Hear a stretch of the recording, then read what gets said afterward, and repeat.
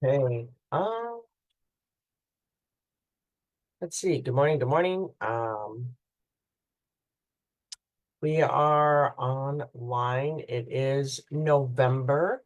Um, so I can't believe it's already November. And let's see. I'm just going to set up my computer here really quick. I do this most of the time. There we go. There we go. All right, we are set up on the line. Like I say, I go on the computer here and I have my laptop as well. So good morning, everybody. Hope everybody's having a great November. Can you believe this? It is already November 4th. Heading right into Thanksgiving, heading right into the Christmas season. Can't believe it, really. It's time's been going so fast. So hopefully, though, I'm looking forward to time going a little bit fast because my son might get home on leave. He he's been gone 2.5 years, which means he has missed 3 Christmases at home. So hopefully, definitely he will come home and for this Christmas, fingers crossed, it's preliminary got approved. And so we'll have a great Christmas this season. With that, we will go right into our Monday morning update. So the mug today is relevant. It's this I got it's Votes for Women. It was a mug I got in Boston with regards to the suffrages for the 19th Amendment and for giving women the right to vote. And it was in the unsinkable Molly Brown house. So for those of you that are planning to vote tomorrow is election day. Not going to say who to vote for. You vote for who you both want to vote for, which are regardless of the candidates. All I'm saying is go from the top of the ticket all the way down to the bottom of the ticket. We have local elections on the ballot as well. So make sure you vote for all elected positions. November 5th, tomorrow. If you need help finding your polling place or your election location, you can call the clerks. You can go online at elections.il.gov, or you can shoot me an email. We can tell you where to vote. We're not going to tell you how to vote. We can tell you where to vote, though. So we can give you your location and let you know where to vote. I voted this year by mail. Other people have voted early, and you can vote and register on election day. So if you're not registered to vote, you can vote and register on election day as well. So, and then I know everybody's most looked forward day is November 6th, because that is when all the campaign ads and everything on the TV ends. So vote November 5th tomorrow. And again, if you need help assisting on where to vote, I'm not going to tell you how to vote, but where to vote, let us know. So November. November is Military Family Month. So those of us that are in the military, myself, I was in the military, and recognize the families that are affected by military service. So not only did I serve in the military, now military family with my son and now new son-in-law, both serving overseas. Definitely, it's a different dynamic. It's an interesting dynamic. Being with my daughter here, she's home, and her new husband is over in the desert. So it's a sacrifice. I mean, military families, and I was just talking to an individual who was talking about I was in the Marine Corps and she was in the Marine Corps, and talking about how I got out after my first enlistment. She got out after her, I think she was in 12 years. And one of the things, and then I know a woman that I served with who was in for the whole 20. But one of the decisions that is difficult to make is the frequent moves. She was talking about how they're trying to coordinate orders between her and her husband. They were both on active duty at the time. The work involved. We were talking about over the weekend. Those that wanted to go to like drill instructor school, and my one friend, she actually got orders to drill instructor school, but her they were both active duty, and her husband was already stationed overseas, so they had an issue with the kids. They wanted to put it off. They wouldn't put it off.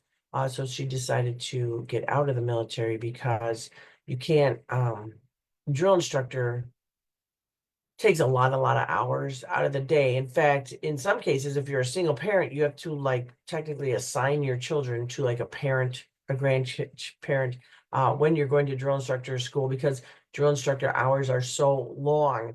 So in the military, you have frequent separations, moves, long hours, and other difficulties in life that people just don't understand. Unique challenges for the families that of those that serve. So certainly we're going to look at not only honoring all the veterans, individuals who served in November, but also the families that support them as well. So certainly family support is very important for our veterans and our military individuals. So Friday, November 8th is STEM Education Day. STEM is science, technology, engineering, and math. I'm a big proponent of STEAM. Some folks look at STEAM, they put an A in there for the arts. But anyhow, all important education, looking to have young people look at, high wage careers, creating a comprehensive cradle to career education system that is enriching early on, like early childhood. So more resources to local schools, affordable college, career training, and more science, technology, engineering, and math. Throw in the arts in there because arts are very important to our community as well. November 10th, a very important day as well, is the Marine Corps birthday, Sunday, November 10th. That's a time that we all celebrate, us in the Marines, celebrate the birthday of the Marine Corps, 1775, November 10th. The Marine Corps was created. They are the first line of defense since their creation by the Second Continental Congress.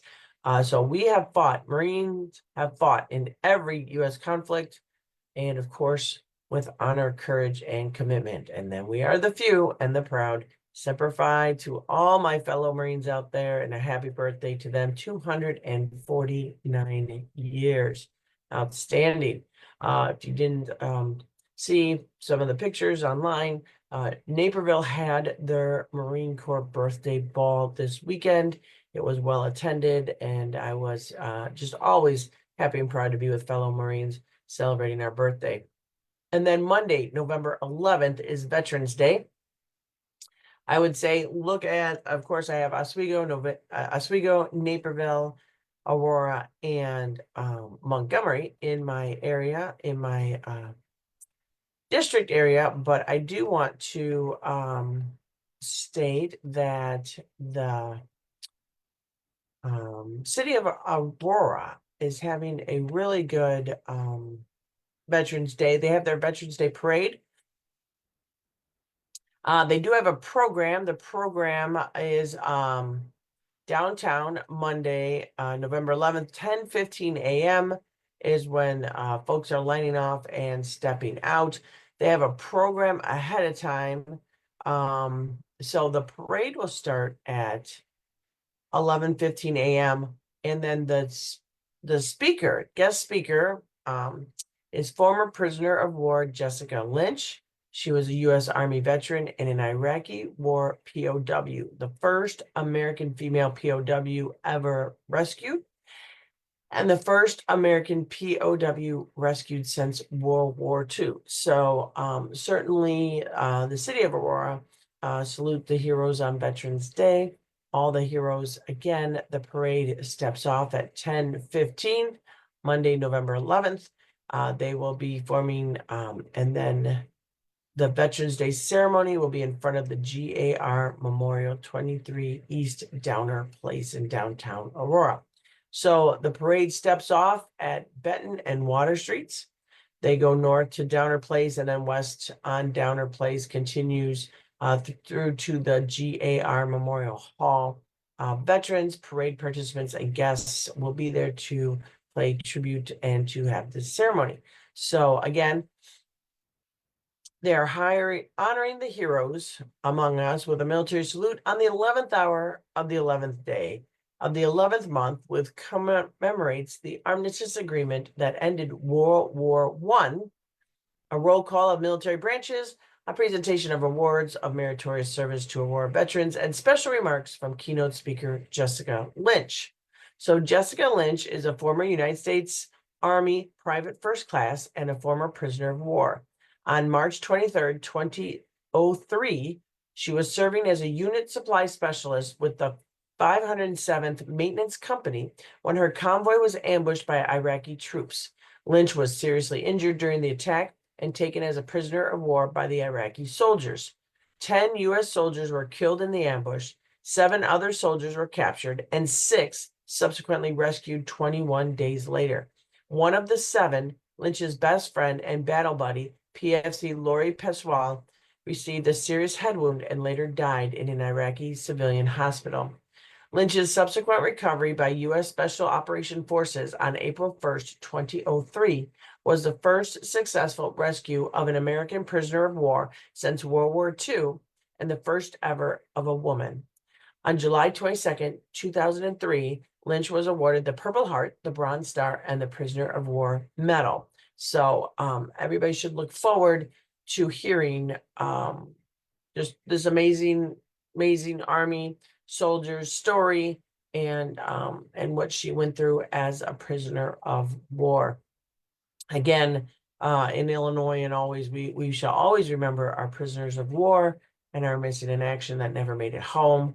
And definitely we are always, elated when we can return and bring home our prisoners of war safely and back to U.S. soil. So certainly will be a great speaker and will be a good program for the city of Aurora.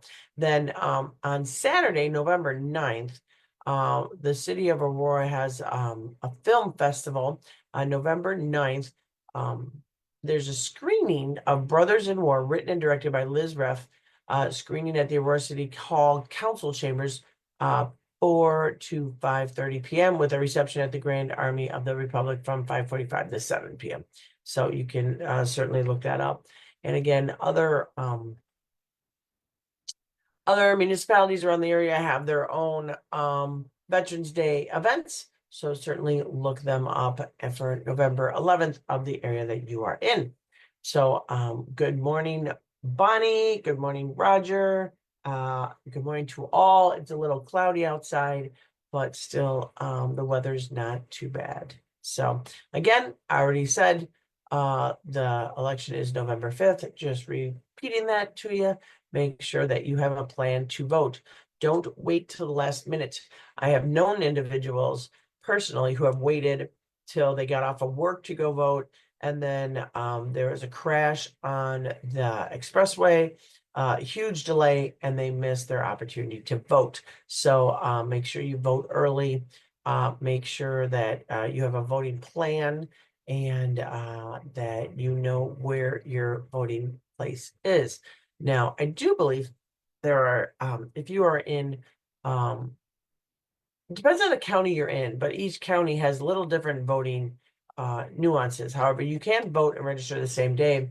In some instances, you can vote if you are delayed, but you're in the county and you are by a polling place.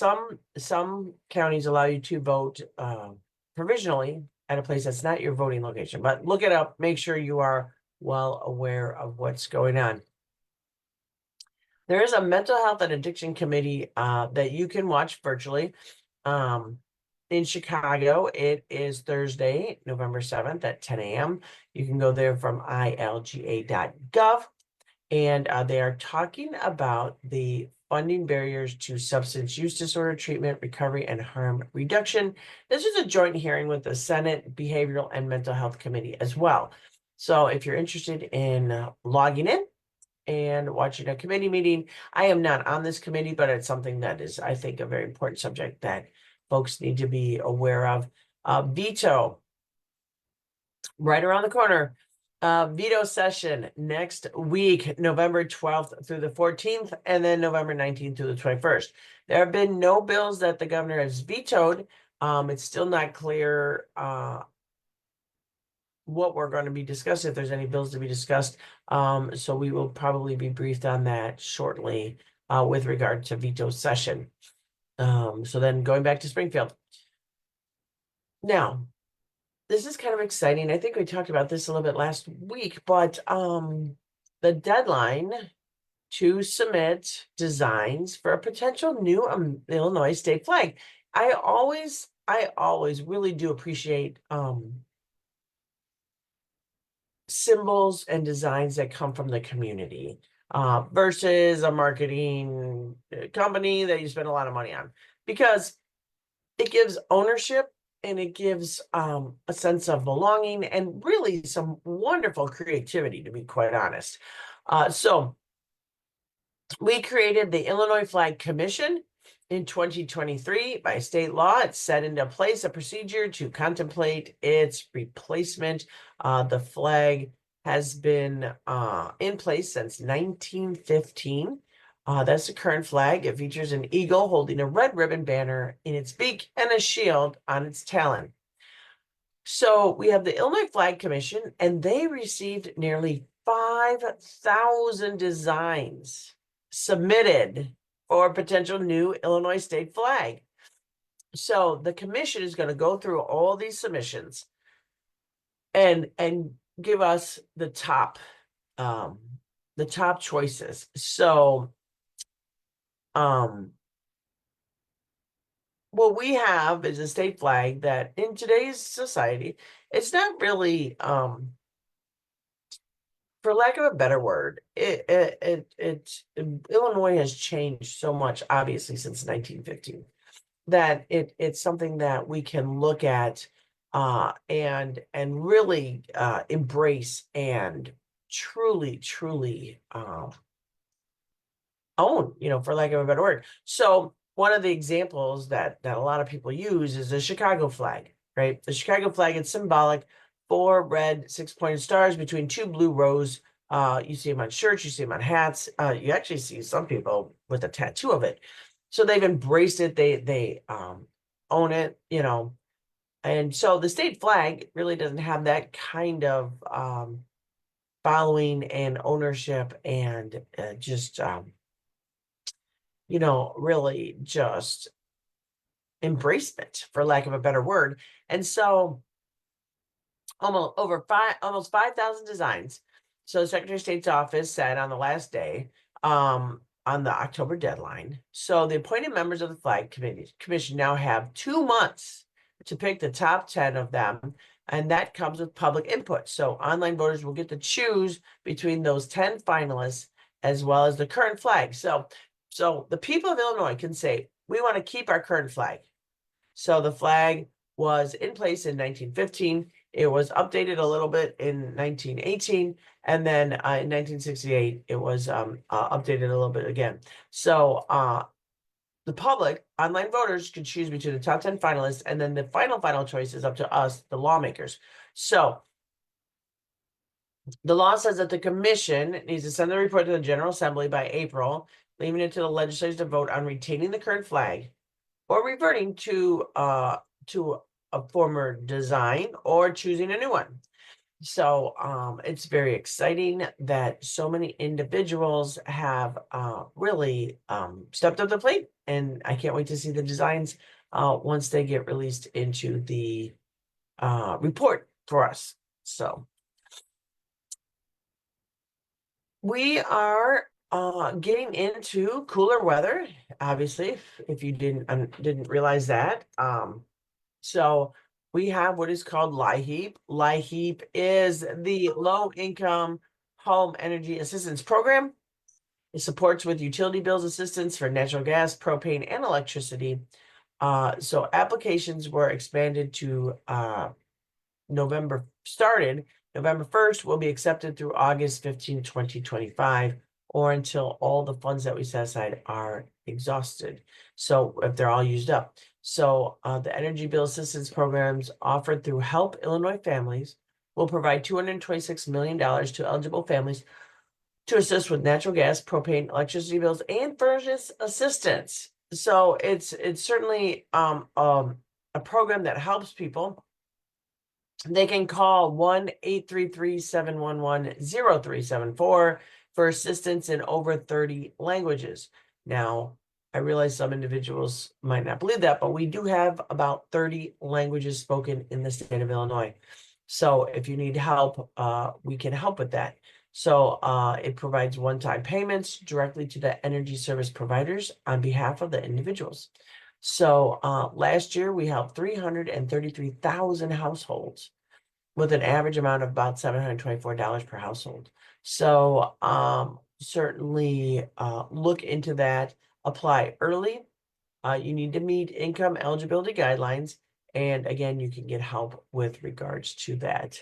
The Department of Insurance open enrollment for the Get Covered Illinois Health Insurance Marketplace.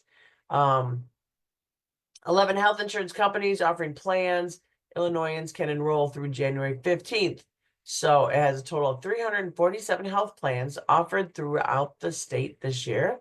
And every Illinoisan is in need of health insurance coverage that has quality, affordable, and coverage is available.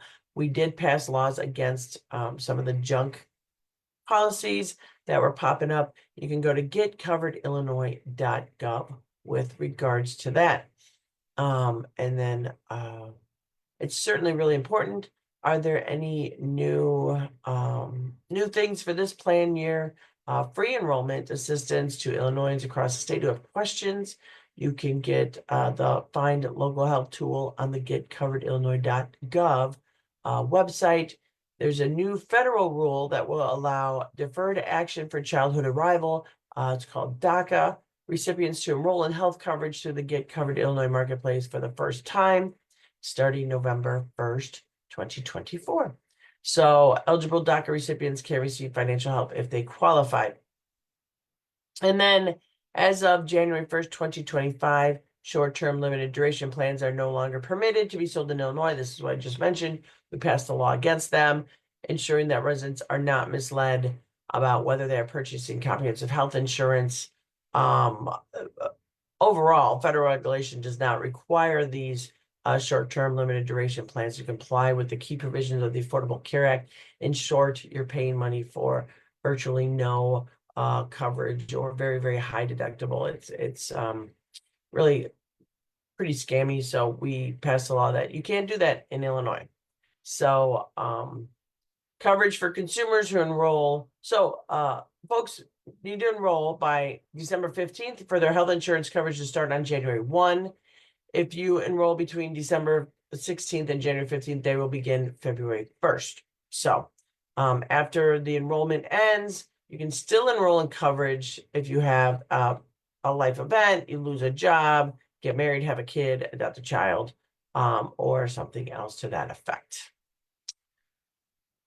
Now, as we are going into cooler months and daylight savings time, I hope everybody got their 1 hour fall back, spring ahead. So you got an extra hour of sleep. It's time to look at and test and inspect smoke detectors and CO alarms. So carbon monoxide is very important. So test, inspect, and replace broken and expired smoke detectors and other alarms so that they normally only have a lifespan about 10 years before they need to be replaced. So if your alarm was manufactured before October 14th, it's time to replace it. And carbon monoxide is very, very, very deadly. And with a lot of folks that have the, your garages right above your house, that is always something as well. So also have a fire escape plan and actually hold fire escape drills to ensure that everybody in the house knows at least 2 ways out of every room and where to meet outside of the home. It's something you don't think about, something you don't want to think about, to be quite honest. But walk through your home and look for 2 ways out of every room. Make sure escape routes are clear of debris and doors or windows can open easily. Windows, that are hard to open, that you might want to put security bars on or something. Make sure that they have an easy emergency release device, such as, window well windows. Again, plan an outside meeting place so that everybody can be once they escaped. A tree, a light pole, a mailbox, something that's a safe distance from the home. If you're a family that have infants, or older adults, family members with mobility limitations, or children who do not wake to the sound of a smoke alarm, make sure that someone is assigned to assist them in the event of an emergency. If a smoke alarm sounds, get outside and stay outside. Respond quickly. Get up and go. Remember to know 2 ways out of every room. Get yourself outside very quickly. Once you're out, stay out. Do not go back into a burning building. Call the fire department. Keep in mind, too, that smoke rises. Certainly low crawl if you have to, if there is smoke. There are other things that you can do if you can't get out of the room. Such as putting blankets to keep the smoke out of the room, opening windows. If you can exit through a window, that's very important too. So carbon monoxide detectors in your home are very important. Have your furnace inspected annually. Never use appliances indoors that were intended for outdoor use, such as barbecue grills, camp stoves, portable generators, gas-powered tools. Don't leave your car running in the attached garage, even if the garage door is open. If you run the engine inside a detached garage, make sure you leave the garage door open to let the fresh air in as well. So just some safety tips now that folks are going to be inside a little bit more, but it's a safety tip for everywhere. I mean, it's great for you to do all the time, not just this time around, but all the time. The state of Illinois won an award. The Illinois Department of Central Management Services received the 2024 Aetna Workplace Well-Being Platinum Award this week, 3rd year in the row that they got this recognition. It's designed to recognize employers that create and support a healthier workplace with impactful programming tools and resources to help employees navigate their well-being journey. So they implemented a wellness ambassador program.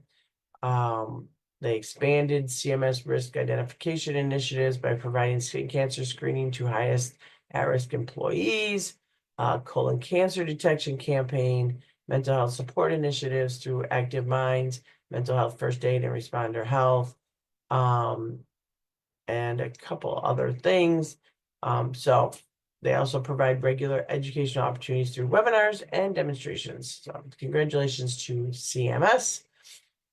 And then Illinois Public Universities collectively achieve highest enrollment in the 8 years. Really exciting with regards to that. Undergraduate employment rose by 2%. New full-time transfer students, 5%. Increased African-American undergraduate enrollment by 2.8%. Hispanic, Latino undergraduate enrollment by 1.4%. And overall increased freshman enrollment by 0.6%, the 4th consecutive year of growth.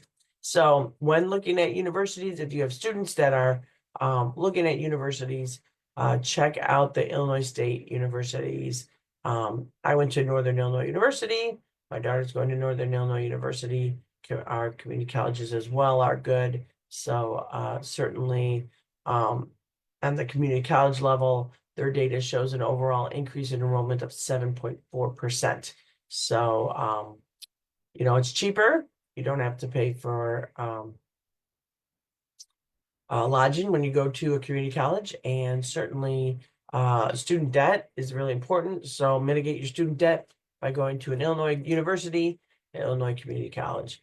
At the end of the day, it's the degree that you receive, and our Illinois universities and community colleges are very, very well respected in the community. So professional licensing, we've talked about this a bit. Those of you who rely on the state of Illinois for professional licensing, they just announced a new system, the Comprehensive Online Regulatory Environment, CORE. It's the new online licensing system. For the first set, IDFPR licensed professionals eliminates the need for paper applications, more control over application materials, and helps prevent deficiencies in applications from being submitted. So it streamlined the online process. And so they are looking at making this the system overall. So over the next 2 years, it's going to be implemented for the more than 300 license types and records that Illinois processes. More than 1.2 million professionals are in the licensing arena. So phase 1 is a pilot program to test functionality. This was completed on October 30th. So now we're moving into phase 2 to add remaining Division of Professional Regulation professions with manual or paper processes with a priority on healthcare professions. The phase will be for new applications only. So they are adding and they are focusing on healthcare professionals.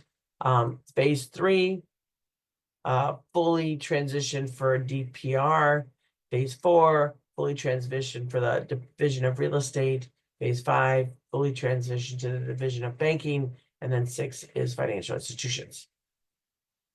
So hopefully that works out. If you didn't catch it, Governor Pritzker announced the launch of a Help Stop Hate, a new statewide service to report hate acts in Illinois. Working with the Illinois Department of Human Rights and the Illinois Commission on Discrimination and Hate Crimes, they launched Help Stop Hate. Hate crimes have reached an all-time high in 2023 with 11,868 or 62 incidents reported by the FBI. So this is going to help assist victims and witnesses of hate crimes in reporting what happened and connected to them. So this is a statewide multilingual campaign to support access to the service. Certainly folks can call anonymously 877-458-4283 Monday through Friday from 12 to 9 p.m. You can go online anytime by visiting ilstophate.org. For individuals who want to report a hate crime to law enforcement immediately, or if you're in danger, please call 911. Again, the website is ilstophate.org. Then another award, the Bright Star 529 plan, Orange is 6 gold rating. So it's not quite an award, but it's a gold rating by Morningstar. So if you're familiar with Morningstar, Morningstar Review described the Bright Star as a standout plan offering exceptional state stewardship of investor capital and well-constructed portfolios managed by competent investment teams. Morningstar applauded our treasurer, Mike Frericks, for the strong oversight of the Bright Start program. So Treasurer Frericks revamped this plan in 2017, and they are recognizing Illinois as a strong advocate for college savers. So earlier this year, Frericks lowered the fees with TIAA for the Bright Start plan and implemented investment and technology enhancements. So again, this is if you have a child, let's just say you just had a child born and you want to start saving for their college, you can put aside a little bit of money every single year, and it can go to educational institutions, public, private schools, 2-year, 4-year colleges, universities, technical, vocational schools, or even registered apprenticeship programs. So the investment grows tax-free when it is spent on qualified expenses. So, and then in the news, we were looking at a statewide initiative over the next several months aimed at boosting student performance in math. So State Superintendent of Education Tony Sanders made the announcement recently when they were unveiling the most recent school report card. The annual report shows how individual schools, districts, and the state as a whole are performing across a wide range of measures, including English and math.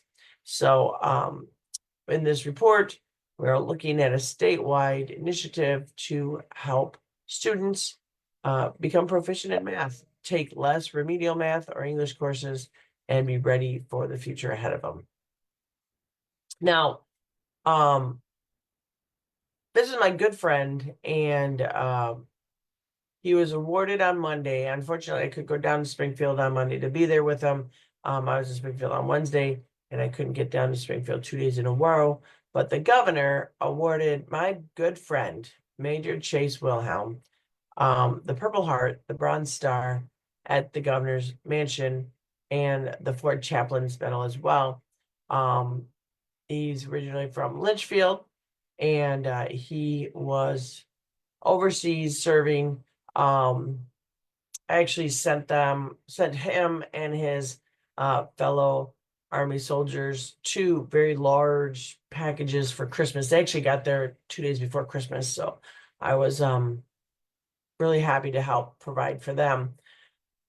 But and he's very humble, so I didn't even realize this until I read the article. I told him, that I'm always proud of him, and Chase does a fabulous job. But he saved lives and demonstrated selfless heroism on January 28th when his base in Jordan was hit by a drone attack. More than 100 soldiers were wounded, but some survived because of Wilhelm's care, his base commander, Lieutenant Colonel Enrique Montreal, said on Monday. Montreal said that he and Wilhelm arrived at the scene. He needed to give nothing more but a glance for his colleague to act. Upon witnessing the grave devastation and chaos, Chase, without hesitation, immediately took charge of the site, began search and recovery efforts, found the wounded that was trapped beneath the burning wreckage that was in their living quarters. He gave first aid, included applying a tourniquet to a soldier whose arm was mangled in the attack. He repeatedly entered the flames and rubble to retrieve wounded soldiers and the bodies of the 3 who passed away in the attack. He's an Army chaplain, so he has I have had him as my guest to give the invocation on the House floor. But as the Army chaplain, he provided the sacramental rites to the fallen soldiers, organized a transport detail for their remains. He supported all the staff and wounded soldiers that gathered at the collection point following the attack. He was honored by the accolades, and he said he served as a symbol of the courage of the 340 soldiers who responded to the assault. Chase is very humble, as many veterans are, because they're doing their job and they do it with honor and humility. So, and he was quoted in the article as saying, "Everybody thinks that they will be the person that runs into the burning building.